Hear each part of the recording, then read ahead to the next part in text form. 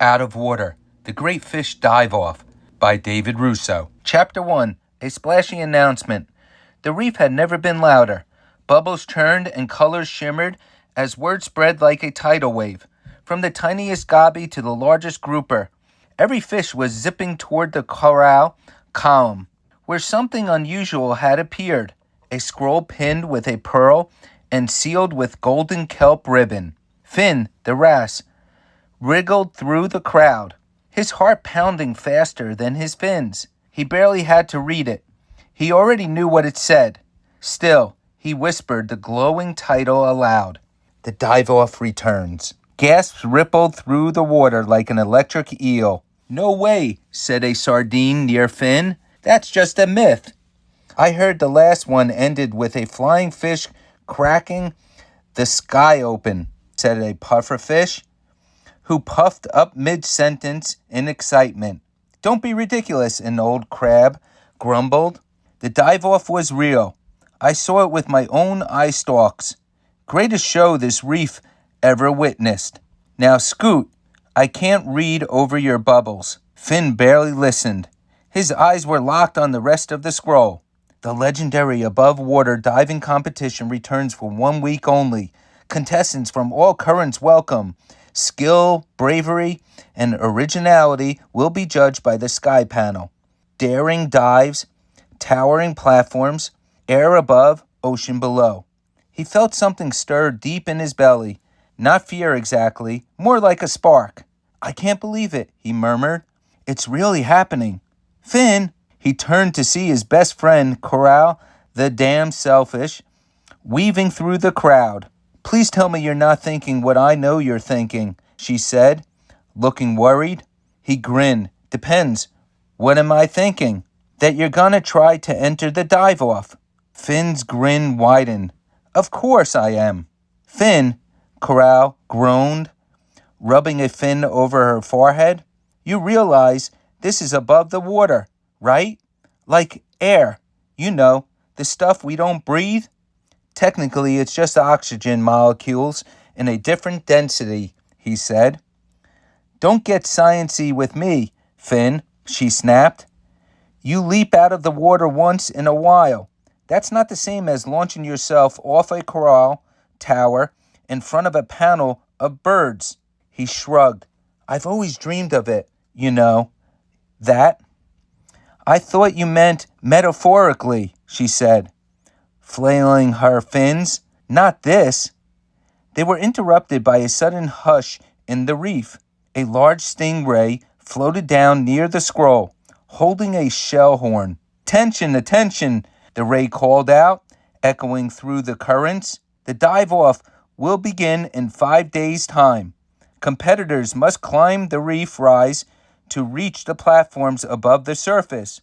Sky judges will evaluate dives based on skill, style, and splash. The crowd buzzed with excitement. Even Corral looked momentarily awestruck. I heard a gull once gave a perfect score, whispered a nearby seahorse, then snatched a sandwich mid-judging. Finn's eyes sparkled.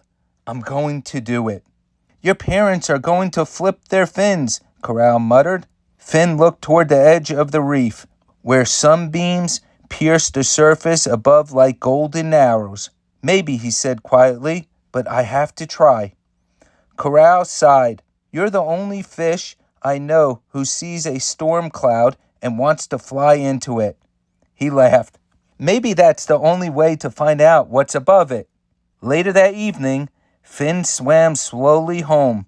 The reef had calmed, and more fish had returned to their coral crevices.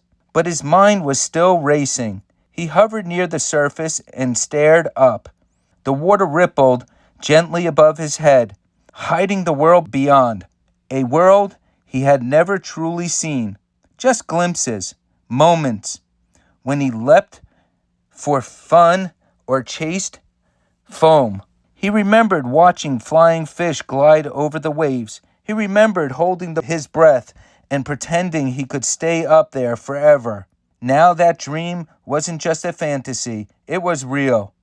He dove deeper, heart thudding, As he rounded the final bend toward home, he heard voices. "You don't think he'll actually try, do you?" his father was saying.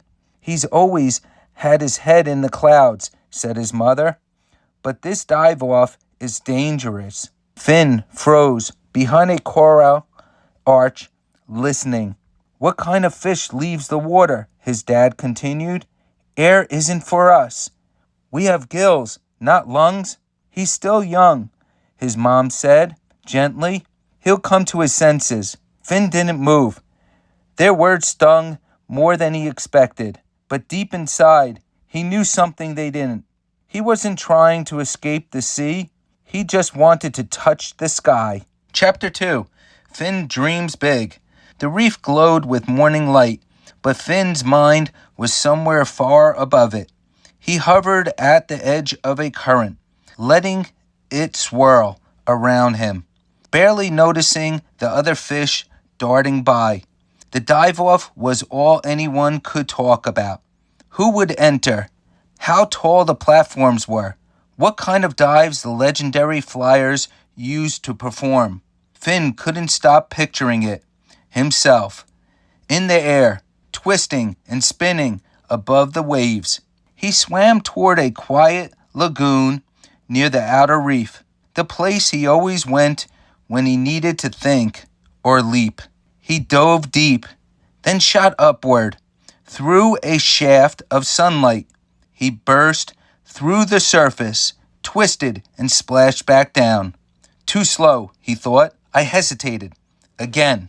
He repeated the jump, trying to tuck his fins tighter this time.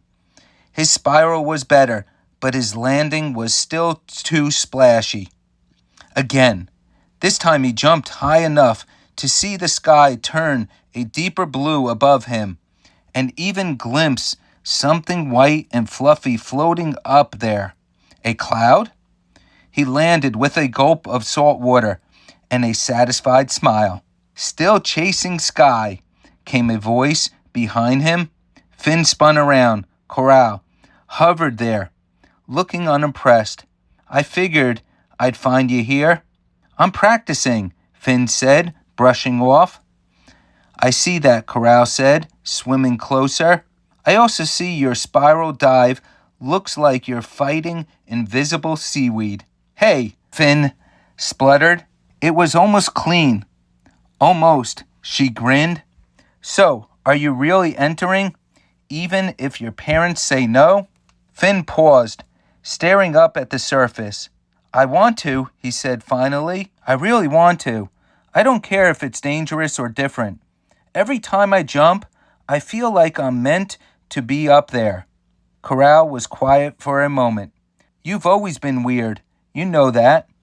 "I'm aware," Finn said with a smile. "But weird in a kind of brave way," she added. "Still, you know what'll happen if your parents find out." "I already heard them talking last night," he admitted. "They don't get it. They think this dream is just me being reckless." Coral tilted her head. "Is it?" Finn blinked. "No, it's not about being reckless. It's about possibility. It's about proving that fish can leap higher, that we're more than what we've told we are." He sighed. "It's not just about diving.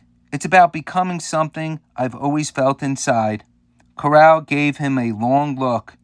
"Wow, that was a lot of feelings for one wrasse." Finn smirked. "I'm full of surprises." Just then a shadow passed overhead. Both fish glanced up as a long, elegant shape glided silently past the surface. Coral's eyes widened. Was that? But Finn was already swimming toward the deeper tide pool nearby. Something told him that figure had been watching him.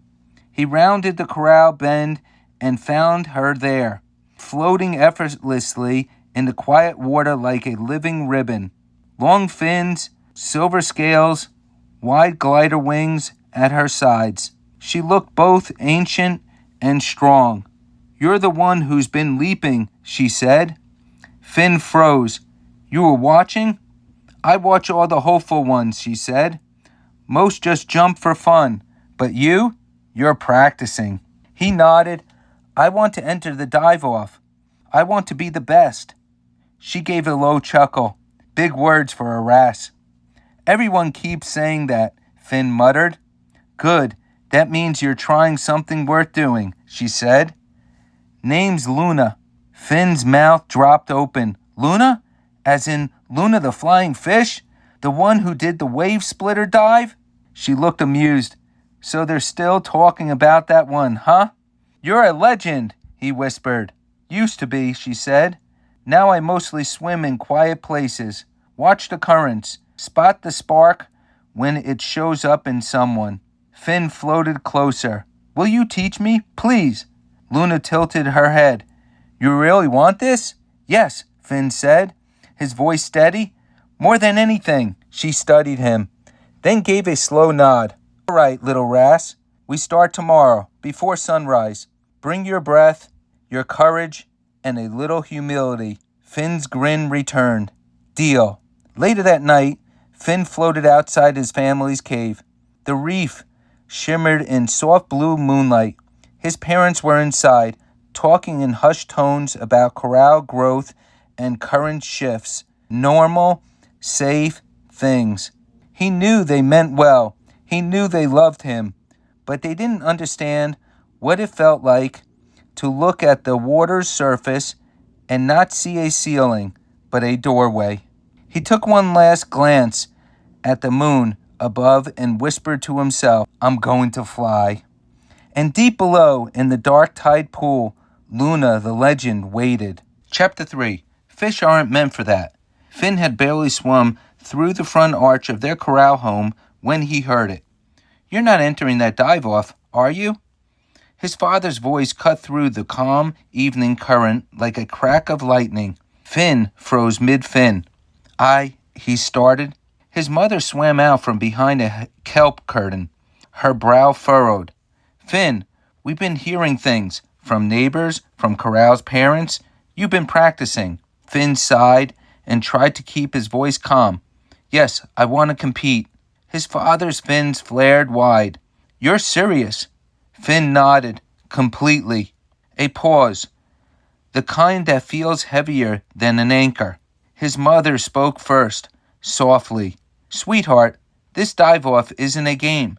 It's dangerous. You could get hurt. I've been training, Finn said. Every day. I've been leaping higher, staying in the air longer. Luna, his father interrupted, stunned. You've been talking to Luna the flying fish? She's training me, Finn said, quickly. She knows what she's doing. She was in the dive-off years ago. His mother looked horrified. That fish nearly lost her fins to dehydration. You're still a juvenile, Finn. Your gills aren't strong enough for long exposure. You're not... Not what? Not built for it? Finn's voice cracked. I've heard it from everyone. I know I'm not a flying fish or a barracuda or whatever species is meant for diving, but I can do this. I know it. His father shook his head. This isn't about what you think you can do. It's about what's safe, what's smart. We live in water, son. That's where we belong. But what if I don't only belong here? Finn blurted. What if I'm something more? Silence filled the room like cold water. His mother's voice turned gentle. You're not broken, Finn. You don't need to prove anything. But I do, he shouted, then caught himself, backing away. I'm sorry. I've never felt more myself than when I'm in the air. His father swam forward. You're grounded from surface swimming until the dive-off is over. Finn's heart sank. You're not being punished, his mother added. We're protecting you. That's our job. No, Finn said, quietly but clearly. Your job is to raise me. My job is to become who I'm supposed to be. Without waiting for an answer, he turned and swam out. Outside, the reef felt darker, colder. He swam blindly, past sleeping anemones and slow-moving snails, until he reached the tide pool again. Luna was already there, floating in moonlight like she'd been expecting him. Rough night, she asked. Finn nodded. They think I'm foolish. Are you? He hesitated. No, at least not about this. Then it's simple, Luna said, flipping gracefully. We train. Finn glanced up at the surface. They've grounded me. I'm not supposed to swim to the top anymore. Then we train down here, Luna said. There's more to diving than leaping high. Control, strength, breath work, nerves. We build those first. But the others, Finn said, they all think I'm a joke. A wrasse who thinks he can fly. Luna smiled. Every fish who's ever flown has been laughed at first until they soar. Finn was quiet. I'm scared. Good, she said. Fear means you care.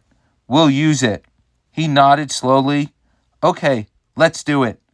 The next morning, Finn told Coral everything. They grounded you? She asked.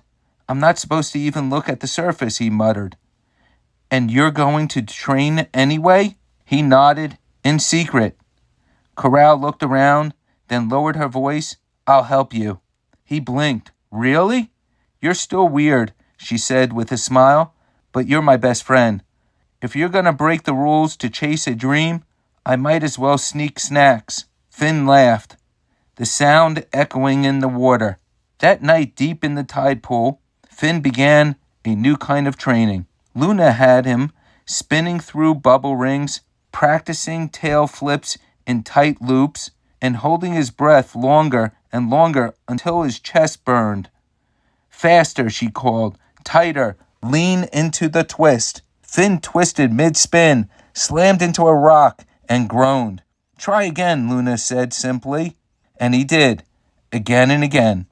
Even though it hurt, even though he was tired, even though his parents didn't believe in him, because he believed in himself. Chapter 4. Secret Surface Lessons. The first light of dawn hadn't even pierced the reef when Finn slipped away from his sleeping cove. Careful not to wake his parents, he glided past dozing clams and snoozing sea slugs, heart pounding with a mix of guilt and exhilaration. The tide pool where Luna waited was quiet, hidden behind a curtain of swaying kelp and protected by a ring of coral spires. No reef gossip reached this place. No rules, just space, and the faint echo of crashing waves above. You're late, Luna said as Finn arrived, her silhouette outlined by the pale morning glow. By one bubble, Finn muttered, shaking off sleep. That one bubble too many when you're competing against sharks and marlins, she replied. Come on, first lesson starts now. Without another word, Luna darted upward, twisting mid-swim and skimming the surface with a perfect glide. Finn chased after her. Today, she said, we're going to break down your leap before we build it back stronger. She pointed to a jagged piece of rock near the surface. Launch from there. Show me what you've got. Finn nodded, took a deep breath, and surged forward. He kicked hard, leaped out of the water, flailed slightly in the air, and belly flopped back down with a loud splash. Oof, he groaned, floating awkwardly. I said, show me what you've got, Luna teased. Not what you don't. Finn blew a stream of frustrated bubbles. I've done better. I believe you, but training isn't about the days you feel strong. It's about the days you fall and get up anyway. She helped him back to the rock. Again, but this time, hold your breath a full second before you break the surface and tuck your fins tighter. He tried again. This time his arc was cleaner. The splash, still a bit much. Not bad, she said. Let's talk technique. They worked for hours on positioning, timing, twists, and breathing. Luna drilled him on every movement, pushing him just beyond what felt comfortable. Use your tail like a spring, she said. Tighten your core. Don't let your fear lead the leap. Let your focus do it. At one point, Finn's muscles trembled from exhaustion. How did you do this? Weren't you ever scared? Oh, I was terrified, Luna said, gliding beside him. But fear doesn't have to stop you. It can sharpen you. She paused, eyes distant.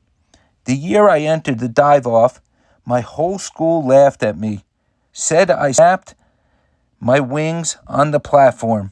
My own mentor told me to stay in the shallows. What did you do? Finn asked.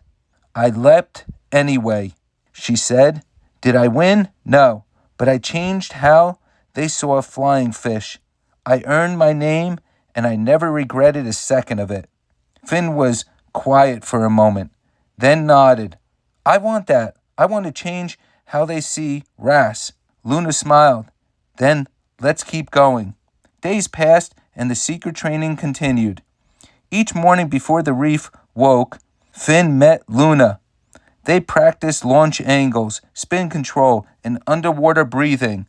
They swam through bubble rings, flipped over corral hoops, and practiced landings in slow motion using the kelp canopy as resistance. Finn kept moving and improving. But more than that, he started changing inside.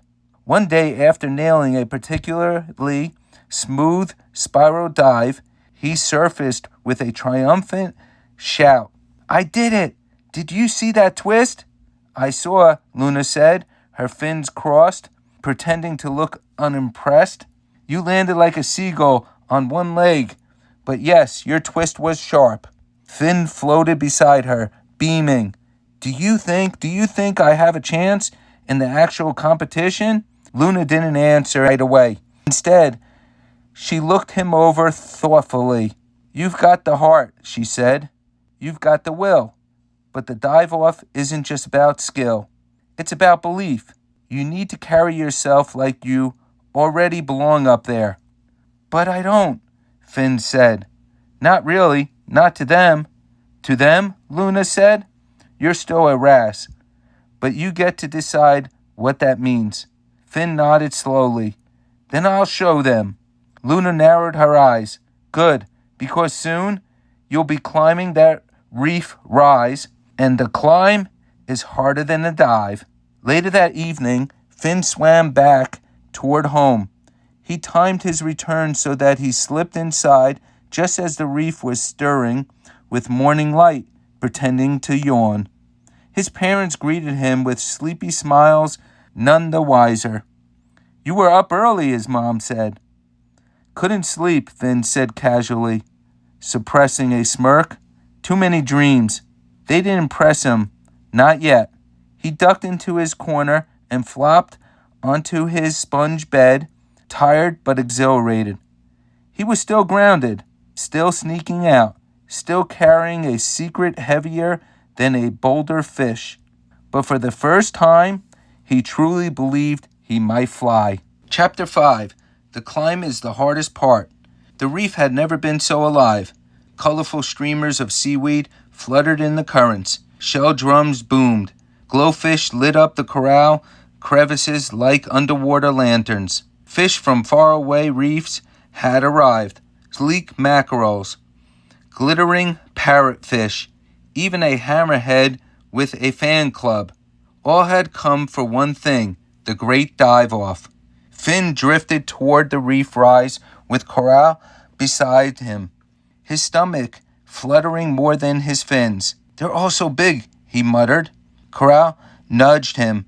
You've trained for this. You've got Luna on your side, and me, kind of. Well, I still think you're out of your fishy mind, she said, then grinned. But I'm also really proud of you. Finn smiled, but his heart thumped harder as they reached the reef rise. It towered above them, a jagged corral spire with ropey strands of seaweed and barnacle-covered ladders stretching toward the surface. At the very top, sunlight sparkled through the waves. Shadows of diving platforms danced just beyond. A dolphin announcer floated nearby, speaking into a shell-shaped microphone. Welcome, competitors, to the first trial of the dive-off, the climb. Before you soar through the sky, you must first prove you can rise from the sea. Some fish groaned, others puffed out their gills in excitement. Remember, the dolphin added, No help from wings or water jets. Only fins, rope, and willpower. Finn stared up at the twisting path. No problem, he said aloud. Inside, panic gnawed at him. You'll be fine, Corral whispered. Just don't look down. I haven't even looked up all the way yet, Finn mumbled. Then he heard her voice. You ready, Raz? Luna appeared beside him, cool as ever. She had tied a strip of kelp around one fin like a wristband. As ready as I'll ever be, Finn said. She nodded. Remember, climbing's not about strength, it's about rhythm. Move with the water and breathe. Finn inhaled, exhaled, inhaled again. Then the corral horn blew. Climbers begin. Finn surged forward with the other contestants. They grabbed at seaweed ropes and dug fins into barnacle holds. The climb began. He moved quickly at first, following Luna's advice, hand over hand. Tail, push. Breathe. The water thinned slightly as he rose, the surface drawing closer, but so did the exhaustion. Halfway up, his fins ached, and his breathing turned ragged. A swordfish to his left slipped and fell back down with a splash. Finn paused, gripping a bit of corral with shaking fins. Come on, come on. Keep going, Luna's voice echoed above him. She was already near the top, streamlined and elegant. Finn grit his teeth and climbed again. That's when he heard something behind him. Milo? He called. A familiar puffball was wobbling on a seaweed rope. Milo the bluefish. He clung to the strand with stubby fins, panicked eyes wide. I don't think I can do this, Milo squeaked. My fins are slipping. Pop. Milo started to inflate from anxiety, his body ballooning out. Oh no, Finn muttered. Milo lost his grip and began to float sideways, up and out of control. The other climbers paused, grasping. One eel dove after him, but missed. He's going to hit the reef ceiling, someone shouted. Without thinking, Finn pushed off his corral, hold, and kicked toward Milo, reaching the spinning puffball. Milo breathed, small breaths. Finn yelled. I can't. I'm gonna pop like a jelly bubble. No, you're not. Look at me. Milo finally locked eyes with Finn. I'm scared. I know, Finn said, grabbing one of Milo's fins and holding on. But you're not alone. I've got you. Now exhale slowly. Milo let out a long, shaky stream of bubbles. His body deflated just enough to stop spinning. Together, they drifted gently back toward the reef wall. Finn grabbed a corral ledge and steadied them both. You saved me, Milo whispered. Finn laughed breathlessly. Well, I wasn't about to let you float into orbit. The crowd below cheered. Judges floated mid-water, gribbling on waterproof shells. Luna gave Finn a proud nod from her perch near the top. You all right now? Finn asked Milo. The blowfish nodded. I think so. Then let's finish this. Finn helped Milo up a bit further, then continued his own climb. When he finally reached a platform, he flopped onto it with an exhausted, joyful groan. Above the water, the sun warmed his scales. The sky stretched overhead like a dream he'd barely dared to believe. He had done it. He had climbed out of the ocean. Later, as the competitors rested and took in the view, Luna drifted over. You handled that well, she said. I didn't do a fancy spin, Finn replied. Just helped a friend. Sometimes that's worth more than 1,000 flips, she said. You didn't just climb today, you rose. Finn looked out at the diving boards, each taller than the next. He felt the air on his fins, the sky waiting, and for the first time, he truly believed he belonged there. Chapter 6. Bubble Trouble. The sun sparkled above the waves like spilled treasure. High atop the corral platforms, The was officially underway. Fish bustled across the main deck of the skyline platform, fins flapping nervously. A pod of dolphins clicked excitedly from the spectator zone, while schools of reef fish gathered below the surface to watch the splashes from below. Above it all, three silhouettes circled in the sky. "The judges are here," whispered Corral, nudging Finn. He glanced up and squinted. A seagull with a monocle, a pelican with a scarf, and a sleepy-looking albatross floated on a hanging perch, sipping water from coconut shells. "The sky panel," Finn breathed. "They're real. Real dramatic," Corral muttered as the pelican blew a long, theatrical note from a kelp horn to signal the start. Finn's heart pounded. Around him, the first divers were stepping up to the edge. The smallest platform jutted barely above the waves. A beginner's jump, but still a thrill. A sleek butterfly fish twirled in the air and landed with a neat splash. "7," called the seagull. 6," croaked the pelican, fanning herself. The albatross gave a slow blink. "I dreamed of seaweed," he murmured. "No score." Next, a trio of sardines attempted to synchronize dive, but panicked midair and tumbled like falling marbles. "Ouch," Corral winced. Now it was Finn's group's turn. Luna gave him a short nod from the sidelines. "You've trained for this. Let your instincts guide you." He took a deep breath, but just as the next diver stepped forward, Milo, the blowfish, something strange happened. Milo's fins trembled. He waddled toward the edge, took one look at the drop, and froze. I don't think I can do it," he cried. The judges leaned in. "Milo," Finn said, stepping toward him, "you all right?" But Milo suddenly puffed. Pop! Inflating into a perfect sphere. The burst of air pushed him off balance, and with a squeak, he floated up instead of down. "Oh, kelp," Corral muttered. Milo wobbled in the breeze, rising like a lost balloon. "Help!" he called, spinning in the air. One of the sardines gasped. "He's going to blow right past the judges." Sure enough, Milo floated straight toward the sky panel's perch. The seagull squawked in alarm as he ducked. "Unscheduled air traffic," yelled the pelican. Finn didn't hesitate. He kicked off the platform and leaped, not for points, not for Flash, but for Milo. "Milo, focus on me," he called midair. "I'm floating too high. I'm going to join the clouds," Milo wailed. "Hold your breath," Finn shouted. "Tighten your core," Milo tried, and slowly, very slowly, began to descend. Finn caught him mid-fall and wrapped a fin around him, guiding him toward the water. The crowd gasped as the two splashed down together in a spray of bubbles. From below, fish watched in stunned silence, then cheers. All round the reef, fins waved and clapped. "Are they okay?" the announcer dolphin shouted. Finn surfaced first, spitting water.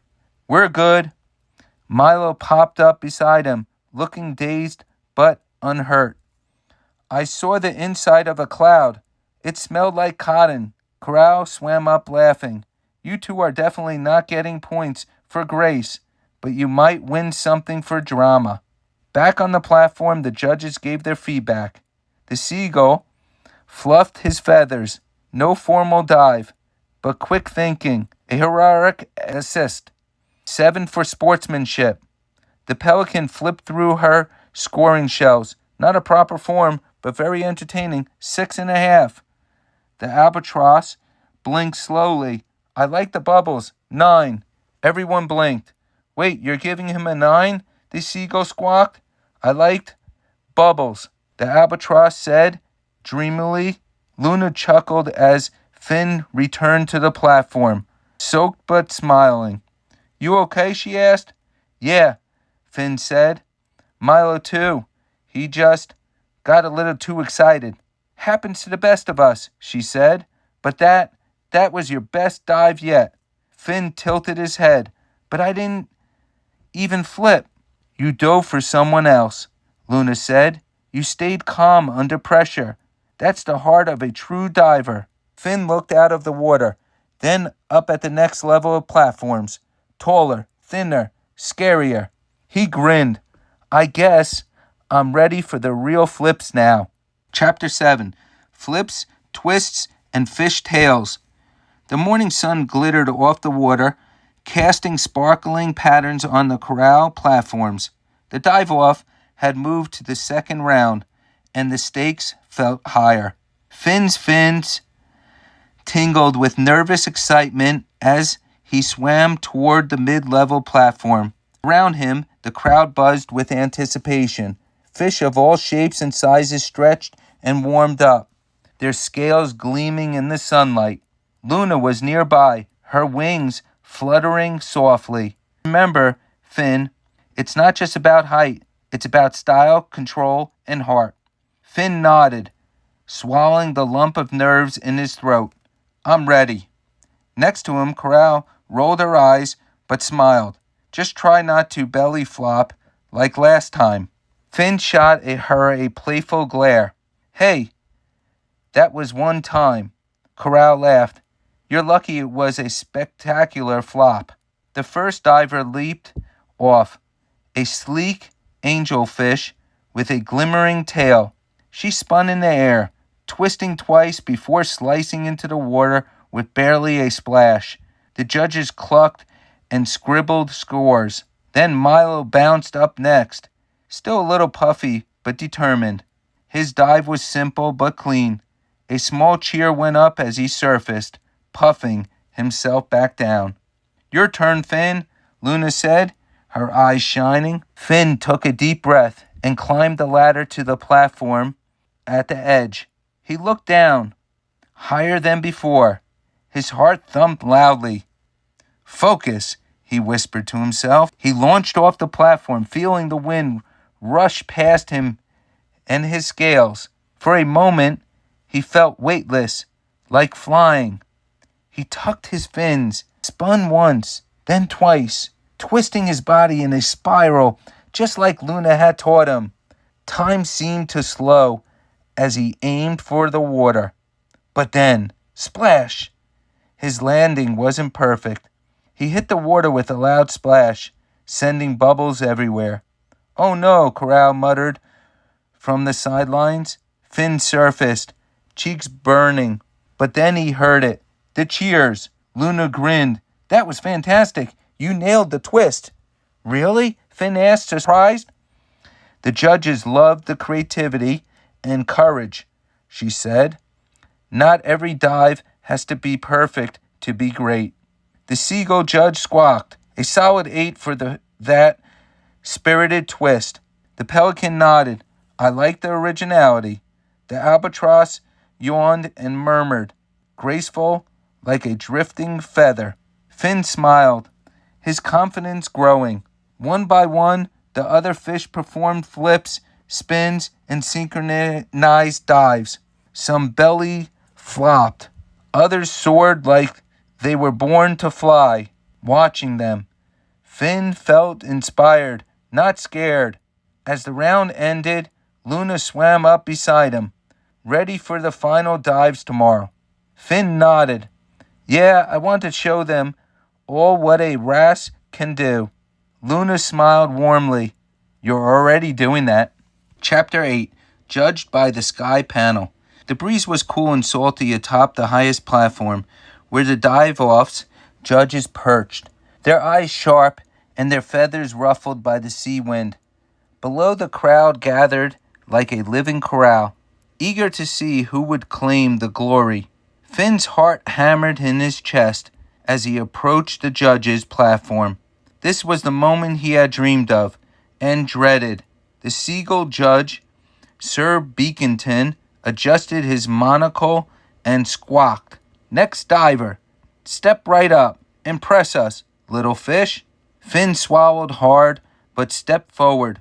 Beside him, the pelican judge, Madame Plume, gave a dramatic wink, and the albatross judge, old AI, yawned widely, barely awake, but attentive. Luna nudged Finn gently. Remember everything we practiced. Finn nodded and climbed the ladder to the tallest diving board, the pinnacle of the competition. The platform swayed slightly with the ocean breeze. He peered down through the shimmering surface, then looked up at the endless sky. "Ready, Finn?" Coral called from below, her fins crossed. "As ready as I'll ever be," Finn whispered. He took a deep breath, tucked his fins close, and pushed off. The wind whooshed past him as he soared, flipping and twisting in a smooth spiral. He landed perfectly, cutting through the water like a knife, sending a ripple of bubbles upward. As he surfaced, he spotted the judges scribbling furiously, their faces unreadable. Sir Beaconton flapped his wings. An impressive dive, creativity and daring combined. Madame Plume clapped her beak. "The twists were elegant, but I want to see more risk next time." Old AI blinked slowly. Solid, steady, not bad for a wrasse. Finn felt his chest swell with pride.